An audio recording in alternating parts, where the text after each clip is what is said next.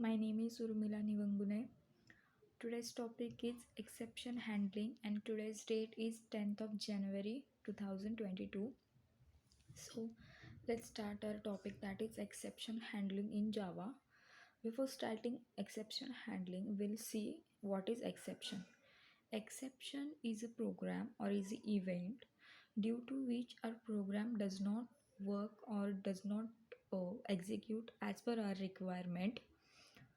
Then, what is exception handling? Exception handling is nothing but a mechanism to handle the exceptions or to manage the exception which may occur in our program due to our code. Exception handling provides a mechanism uh, to flow normally, or to maintain a normal flow of program without getting an error or an exception in it. So there is a hierarchy of exceptions. There is a root class, that is throwable class, and that throwable class are parent class for rest of classes such as IO exception, mm, arithmetic exception, SQL exception, remote exception, etc. So we'll see the hierarchy one by one. First one is throwable class, then exception class. Under exception class, there are also child classes such as IO exception, SQL exception, class not found exception, and runtime exceptions. Then again, in runtime exceptions, there is a hierarchy of child classes such as arithmetic exception, null pointer exception, number not found exception, index out of bound exception. So we'll see all these classes one by one. So before starting that, we will see there are basic two types of exceptions. First one is checked exception, and second one is unchecked exceptions.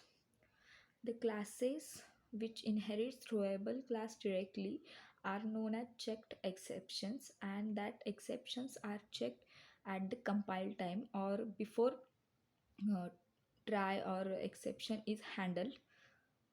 So that exceptions are class not found exception, SQL exception, IO exception, runtime exception, etc.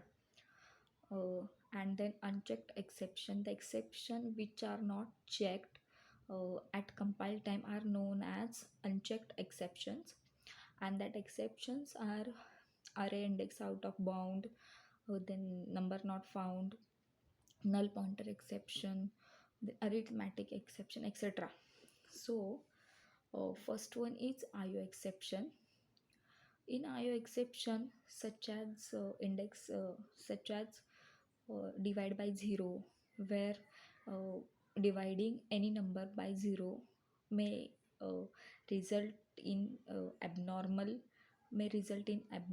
value, and in order to execute our program, we have to handle that exception, and that exception can be handled by using catch block. And in catch block, there is a class, or we can say exception name is written. Then uh, arithmetic exception arithmetic exception are related to arithmetic operations. The null pointer exception, when we are trying to use a variable that has no value and we are performing on that variable, then null pointer exception may rise. Then array index out of bound, if we have declare size of array, and we are existing or removing any element, or adding some element, that means we are exceeding the size of array, then it may result in array index out of bound. Then uh, number not found, if there are variable and we are searching for specific number and it is not found, then it result in number not found exception. Then again, index out of bound contains two child exception, that is string index out of bound and array index out of bound. So array index out of bound arises when size of array is not under the defined size, and string index out of bound, that means it arises when index of string is get exceeds or uh, less than defined index. So also there are try, catch, finally blocks are provided. The code which may have exception are written in try block. Then exceptions, name of exception is written in catch block. Then throw and throws are keywords which are used to throw the exception. And finally block is used when we want to execute the code uh, as necessary or as emergency. That means no matter there is whatever the condition is, finally block must be execute as per uh, high priority. That's it. Thank you.